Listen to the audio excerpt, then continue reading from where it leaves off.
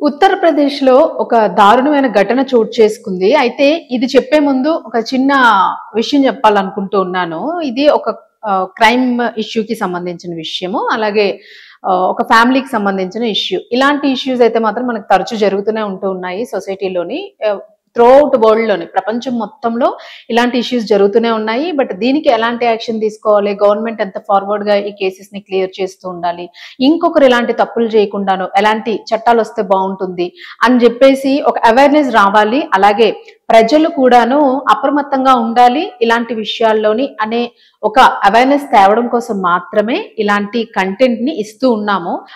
So ఏంటంటే ఉత్తరప్రదేశ్‌లోని ఒక దారుణమైన ఘటన అయితే చోటు చేసుకుంది.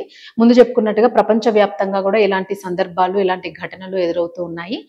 ముఖ్యంగా ఇద్దరు హస్బెండ్, వైఫ్ ఒక మంచి ఫ్యామిలీ ఉంది. ఆ ఫ్యామిలీ ఒక ఫాదర్, మదర్, ఒక డాటర్ ఉన్నారు. వాళ్ళు ఏదో కారణాల వలన విడిపోవాల్సొచ్చింది. పేరెంట్స్ విడిపోయారు. పేరెంట్స్ విడిపోయినప్పుడు కోర్ట్ ఏదైతే ఎవరికి వాళ్ళని అప్పజెపుతుందో, కోర్ట్ లీగల్‌గా ఎవరికి వాళ్ళని ఇస్తుందో, సో ఆ లీగల్ నార్మ్స్ ప్రకారము, వాళ్ళకున్న చట్టాల ప్రకారము పేరెంట్స్ దగ్గర పిల్లల్ని ఎవరి దగ్గర ఉంచాలి అనేది డిసైడ్ చేసేసి తల్లి దగ్గర, తండ్రి దగ్గర అనేది ఉంచడం జరుగుతూ ఉంటుంది. సో ఇలా ఉంచేటప్పుడు ఎక్కువగాను మదర్ దగ్గర ఉంచుతూ ఉంటారు. ఆడపిల్లలైనా, మగ పిల్లలైనా కేరింగ్ ఉంటుంది కాబట్టి. సో అలా మదర్ దగ్గర మరి వీళ్ళకి డైవోర్స్ అయిందా లేదా అన్నది తెలియదు గానీ, ఫ్యామిలీ హస్బెండ్ అండ్ వైఫ్ విడిగా ఉంటూ ఉన్నారు. వీళ్ళకి ఒక పాప ఉంది. 6 ఏళ్ల చిన్నారి. మరి మదర్ ఎలా ఉంటున్నారనేది ఈ మనకి అధికారులు తెలిపిన విషయంలో అయితే మనకు తెలీదు గానీ, ఫాదర్ మాత్రము ఒక గేతోని రిలేషన్ పెట్టుకొని ఉంటూ ఉన్నాడు. గే అంటే మీకందరికీ తెలుసు. సో, ఆడవాళ్ళు, మగవాళ్ళు ఇట్లాగా ఫిజికల్ రిలేషన్స్ ఒక సహజీవనం చేస్తూ ఉంటారు. సో, ఇలాగా వాళ్ళ ఫాదరు ఆహ్, ఇంకొక పర్సన్‌తోని ఉంటూ ఉన్నారు. అంటే గే రిలేషన్ వాళ్ళ మధ్య నడుస్తూ ఉంది. అండ్ మదర్ దగ్గర పాప ఉంది. అయితే పిల్లలకి ఎట్లా ఉంటుందంటే అమ్మా, నాన్నని చూడాలి అనే కోరుకుంటుంది. వాళ్ళు విడిపోయినా గూడా అమ్మ దగ్గర ఉంటే నాన్నని చూడాలని ఉంటుంది. నాన్న దగ్గర ఉంటే అమ్మని చూడాలని ఉంటుంది. ఇలా చిన్న పిల్లలకి వాళ్ళ ఆశ ఎప్పుడు తల్లిదండ్రుల మీద అట్లానే ఉంటూ ఉంటుంది. అలా అని జెప్పేసి ఈ చిన్న పాప ఏంటంటే వాళ్ళ ఫాదర్‌ని చూడాలనిపించి 6 ఏళ్ల పాప మరి వాళ్ళ మదర్ తీసుకెళ్ళి విడిచిపెట్టారా లేదా వాళ్ళ అమ్మమ్మ, తాతయ్య ఐదర్ మామయ్యలు, బాబాయిలు ఎవరో ఒకరు ఉంటారు. ఎవరైనా తీసుకెళ్ళి ఆయన దగ్గర విడిచిపెట్టారా అన్నది తెలీదు. వాళ్ళ ఫాదర్‌ని చూడ్డానికైతే తనెళ్ళింది. సరే మరి ఫాదర్ దగ్గరే గదా విడిచిపెట్టాము, వాళ్ళ నాన్న దగ్గరే గదా అని జెప్పేసి ఎవరైనా గూడా తండ్రే గదా అని జెప్పేసి అసలు బ్యాడ్‌గా ఏమి ఆలోచించరు. దాని వెనక నెగెటివ్ అన్న థాటే రాదు వాళ్ళకి. సో, ఆ ఉద్దేశంతోనే పాప దగ్గర విడిచిపెట్టి పాప వాళ్ళ ఫాదర్ దగ్గర ఉంది. అయితే ఫాదరు పాప ఉంది అనంటే మేబీ ఆ పాపని ఏదైనా ఆ పాపకి ఏదైనా తీసుకురావడానికి గానీ, ఏదైనా దేనికైనా బయటికెళ్ళుండొచ్చు పాపని ఇంట్లో ఉంచి. అలా పాపని ఇంట్లో ఉంచి వెళ్ళినప్పుడు ఆ గే పర్సన్ ఎవరైతే ఉన్నారంటే ఫాదర్ ఎవరైతే రిలేషన్ మెయింటైన్ చేస్తూ ఉన్నాడో గేతోని, ఆ పర్సను ఆ చిన్నారి పాప పైన ఆ పర్సన్ మీద నమ్మకంతోని వాళ్ళ ఫాదర్ విడిచిపెట్టేసి బయటికెళ్ళినట్టున్నారు. పాప గే అంటే రిలేటెడ్‌గా ఉన్న పర్సన్ దగ్గర ఉంది. అంటే ఆ ఇంట్లో ఉంది. సో, చూసుకోమని వెళ్ళుండొచ్చు చిన్న పిల్ల గాబట్టి.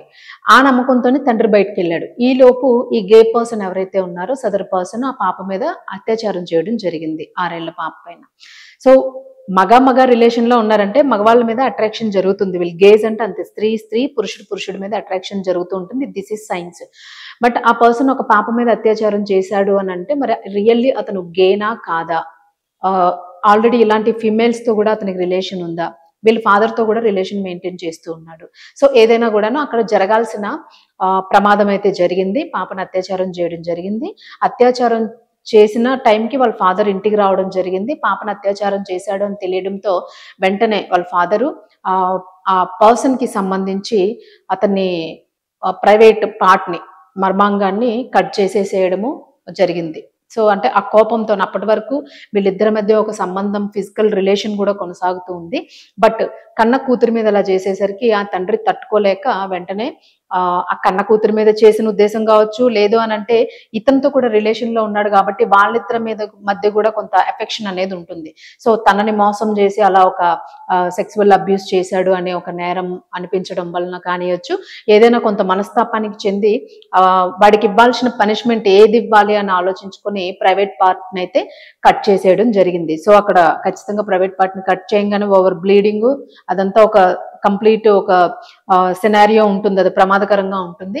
వెంటనే అతను గూడా ఏం జేశాడనంటే కట్ చేసి ఆ పాపను తీసుకొని వెళ్ళిపోయి పోలీస్ కంప్లెయింట్ ఇస్తే పర్వాలేదు. అలా చేయకుండా వెంటనే ఆయన కూడా హ్యాంగ్ చేసుకొని చనిపోవడం జరిగింది. సో ఇక్కడ చిన్నారి పైన అత్యాచారం జరిగింది. ఆయన హ్యాంగ్ చేసుకొని చనిపోయాడు. ఆ పాపకు అక్కడ భద్రత లేకుండా పోయింది. అండ్ ఈ గే చేసిన పనికి పూర్తి స్థాయిలో అక్కడ శిక్షించబడింది. ఆ చిన్నారి జీవితం అనేది బలైపోయింది. వెంటనే మరి పేరెంట్స్‌కి వాళ్ళ అమ్మమ్మ వాళ్ళకి తెలిసిందా? మదర్‌కి తెలిసిందా? ఎందుకంటే తీసుకెళ్ళడానికి వస్తారు. లేదంటే ఒక ఫోన్‌లోనే కాంటాక్ట్ ఉంటుంది. అలా ఏదైనా లేకపోయి ఉండొచ్చు. మనకి పూర్తి వివరాలు రాలేదు. బట్ ఇంతవరకు మాత్రమే కేసుకి సంబంధించి పోలీసులు వెల్లడించిన విషయం. వెంటనే పోలీసులు అలర్ట్ అవ్వడము, అలాగే ఆ ఇంటికి చేరుకోవడము. లేదు అనంటే ఇలా కట్ చేయడం వలన అరుపులు వినిపించడం గానీ, బయట వాళ్ళకి పక్కన ఉన్న వాళ్ళకి ఆబ్వియస్‌లీ తెలుస్తుంది గదా! ఏదో ఒక టైంకి తెలుస్తుంది. సో, అలా ఇచ్చిన చుట్టుపక్కల ఉన్న వాళ్ళు ఇచ్చిన కంప్లెయింట్‌తోని పోలీసులు రావడము, ఆ పాపని వాళ్ళ కస్టడీలోకి తీసుకోవడం, అత్యాచారం జరిగింది అని తెలిసి పాపకి ట్రీట్మెంట్ ఇవ్వడం కోసం పాపని చైల్డ్ వెల్ఫేర్ హోమ్‌కి తరలించడము. అలాగే అక్కడ ఫోరెన్సిక్ టీమ్ ఎంటర్ అయ్యి ఫోరెన్సిక్‌కి సంబంధించి ఆ పాపకు సంబంధించి టెస్ట్‌లన్నీ జరపడం ఇవన్నీ గూడా జరుగుతూ ఉన్నాయి. మరి ఎవరైతే అత్యాచారానికి పాల్పడ్డాడో ఆ గే పర్సన్ అతన్ని గూడా పోలీసులు కస్టడీలోకి తీసుకొని అరెస్ట్ చేసి అతనికి గూడా ప్రభుత్వానికి సంబంధించిన హాస్పిటల్‌లోని వైద్యాన్ని చికిత్స అందిస్తూ ఉన్నారు. తండ్రైతే మరణించడం జరిగింది. అయితే ఈ ఈ విషయంలో ఏంటి అనంటే మనం తెలుసుకోవాల్సింది ఇప్పుడున్న ప్రపంచంలోని ఎట్టి పరిస్థితుల్లోని పిల్లలకి ముఖ్యంగాను భద్రత లేదు. పెద్దవాళ్ళకి భద్రత లేదు. వాళ్ళు తప్పించుకునే ఛాన్స్ ఉంటుంది. వాళ్ళ దగ్గర ఫోన్స్ ఉంటాయి. లేదా డైల్ నంబర్స్ ఉంటాయి. ఎవరికైనా చెప్పగలిగే స్థితిలో ఉంటారు. బట్ చిన్నారులు మాత్రము ఇలాంటి స్థితిలో ఉండరు గాబట్టి, పిల్లల్ని మీరు బయటికి పంపించేటప్పుడు, లేదా ఇతరుల ఇంట్లో ఎక్కడైనా విడిచి వెళ్ళేటప్పుడు, లేదా చుట్టాల దగ్గర మనము అంటే మేనమామలే గదా! అన్నలే గదా! చిన్నాన్నలే గదా! పెదనాన్నలే గదా! తాతలే గదా! ఇట్లా ఏదైనాను ఒక ఆడపిల్లని మెయిన్‌గా అఫ్‌కోర్స్ ఇప్పుడు మనకి అబ్బాయిల మీద గూడా ఇలాంటి అత్యాచారాలు జరుగుతూ ఉన్నాయి చిన్నారుల మీద. సో, ఇంత క్రిమినల్ సెక్సువల్ మైండ్ సెట్స్ కలిగి ఉన్నారు గాబట్టి, చాలా అప్రమత్తంగా ఉండాల్సిన పరిస్థితి ఉంది అని జెప్పేసి పోలీసులు, అధికారులు, మానసిక నిపుణులు చెప్తూ ఉన్నారు. అలాగే మనందరికీ గూడా తెలిసిన విషయం ఇది.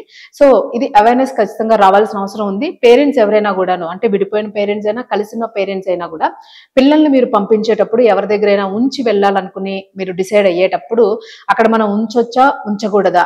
ఎందుకంటే మీరు ఎక్కడికో వెళ్తారు, ఎప్పటికో వస్తారు. వాళ్ళ దగ్గర భద్రంగానే ఉంటారు గదా! అని ఆలోచిస్తూ ఉంటారు. సో, కొంచెము సేఫ్టీ మెజర్స్ ఆలోచించుకొని ఉంచొచ్చా లేదా అన్నది మాత్రము కరెక్ట్‌గా మీ మైండ్‌కి పర్ఫెక్ట్‌గా అనిపిస్తుంది అంటేనే విడిచిపెట్టండి. ఐదర్ మీ పిల్లల్ని మాత్రం విడిచిపెట్టకుండా మీతో పాటు తీసుకువెళ్ళడము బెటర్ అని అనిపిస్తోంది. బట్ మీకు గూడా అలా అనిపిస్తే ఖచ్చితంగా take care of about your children అంటే గర్ల్ చిల్డ్రన్ పైన మాత్రము కొంచెం కాన్షియస్‌గా ఉండడం మంచిది అని ఉద్దేశ్యము. మరి